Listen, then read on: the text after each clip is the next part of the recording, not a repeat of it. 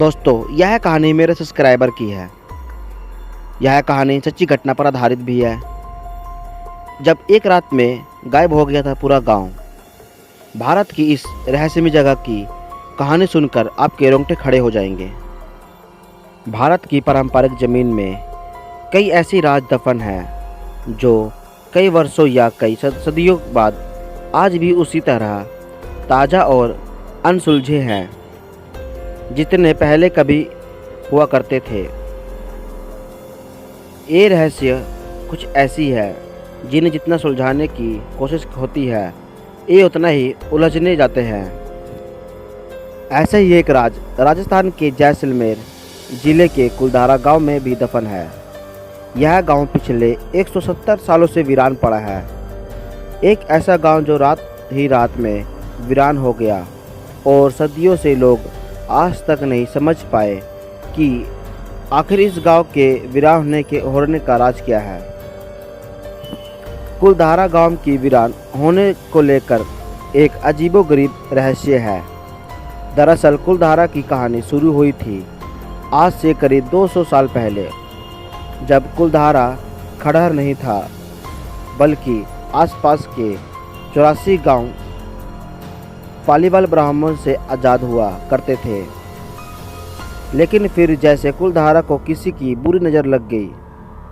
वो शख्स था रियासत का दीवान सालम सिंह, अयास दीवान सालम सिंह, जिसकी गद्दी नज़र गांव की एक खूबसूरत लड़की पर पड़ गई थी। दीवान उस लड़की के पीछे इस कदर पागल था कि बस किसी तरह से उसे पाल लेना चाहता था।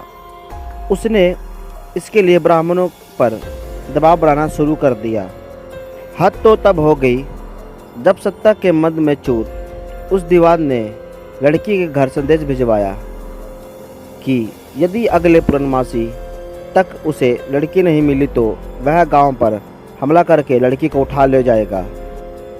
दीवान और गांव वालों की ये लड़ाई अब एक कुंवारी लड़की के सम्मान की भी थी और गांव के आत्मविश्वास की भी थी।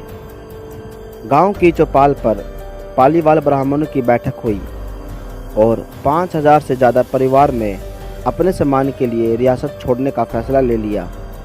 कहा जाता है कि निर्णय लेने के लिए सभी 84 गांव वाले एक मंदिर पर इकट्ठा हो गए और पंचायतों ने फैसला किया कि कुछ भी हो जाए अपनी लड़की उस दीवान को नहीं देंगे। अगली शाम कुलधारा कुछ यूं वीरान हुआ कि आज परिंदे भी उस गांव की सरहद में दाखिल नहीं होते। कहते हैं गांव छोड़ते वक्त उस ब्राह्मणों ने इस जगह को श्राप दिया था। आपको बता दें कि बदलते वक्त के साथ 82 गांव तो दोबारा बन गए, लेकिन 2 गांव कुलधारा और खाबा तमाम कोशिश के बाद भी आज तक आबाद नहीं हुआ।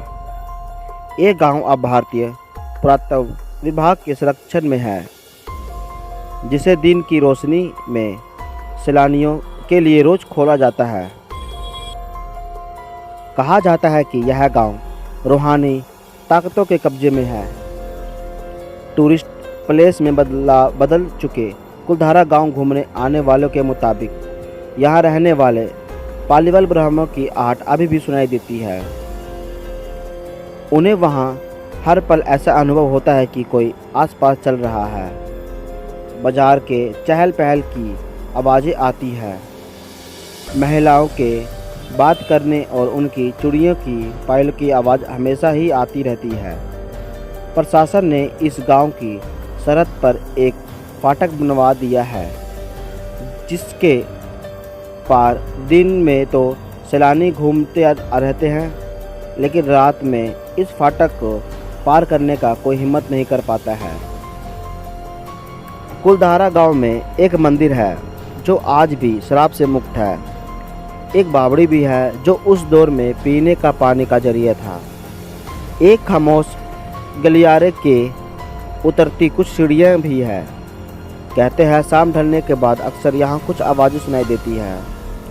लोग मानते हैं कि वो आवाज़ 18वीं सदी का वो दर्द है जिनसे पालीवाल ब्राह्मण गुजरे थे। गांव के कुछ मकान हैं जो रहस्यमयी परछाई अक्सर नज़र के सामने आ जाती है। दिन की रोशनी में सब कुछ ऐतिहासिक की किसी कहानी जैसी लगती है, लेकिन शाम ढलते ही कुलधारा के दरवाजे बंद हो जाते हैं और दिखाई देते हैं रूहानी की ताकतों का एक रहस्यमय संसार। लोग कहते हैं कि रात के वक्त यहाँ जो भी आया वो हादसे का शिकार हो गया है। मई 2013 में दिल्ली से भूत व प्रेत आत्माओं पर रिसर्च करने वाली पैरानॉर्मल सोसाइटी की टीम गांव में रात बिताई। टीम ने माना कि यहाँ कुछ न कुछ असामान्य जरूर है। शाम के वक्त उनका ड्रोन कैमरा आसमान से गांव की तस्वीरें ले रहा था, लेकिन उसी बावड़ी के ऊपर आते ही वो कैमरा वहां हवा में गोते लगाता हुआ ज़मीन पर आ गिरा। जैसे कोई था जिसे वो कैमरे मंजूर नहीं हो। ये सच है कि कुलधारा के हजारों परिवार का पलायन हुआ है। ये भी सच है कि कुलधारा में आज भी राजस्थानी संस्कृति की झलक मिलती है। पैरानॉर्मल सोसाइटी के अध्यक्ष अंशुल शर्मा ने बताया कि हमारे पास एक ऐसा डिवाइस है जिसका नाम गोस्ट बॉक्स है। इसके माध्यम से हम ऐसी जगह पर रहने वाली आत्माओं से सवाल पूछते हैं। कुलधारा में भी ऐसे ही किया गया। जहाँ कुछ आवाज़ें आए तो कहीं असामान्य रूप से आत्माओं ने अपने नाम भी बताए। 4 मई 2013 शनिवार की रात टीम कुलधारा गई। उनकी गाड़ियों पर बच्चों के हाथ के निशान मिले। टीम के सदस्य जब कुलधारा गांव में घूमकर वापस लौटे तो उनकी गाड़ियों के कांच पर बच्चों के पंजे के निशान भी दिखाई दिए। जैसे कि कुलधारा गई, टीम के सदस्यों ने मीडिया को बताया। लेकिन ये भी सच है कि कुलधारा में भूत और आत्माओं की कहानियाँ सिर्फ एक वहम है।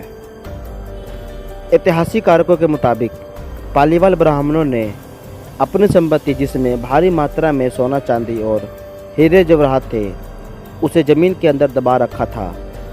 यही वजह है कि जो कोई भी यहाँ आता है वह जगह खुदाई करने लगता है, इस उम्मीद से कि शायद वह सोना उनके हाथ लग जाए। यह गांव आज भी जगह जगह से खुदा हुआ मिलता है। दोस्तों, अगर हमारी वीडियो आपको अच्छी लगी तो वीडियो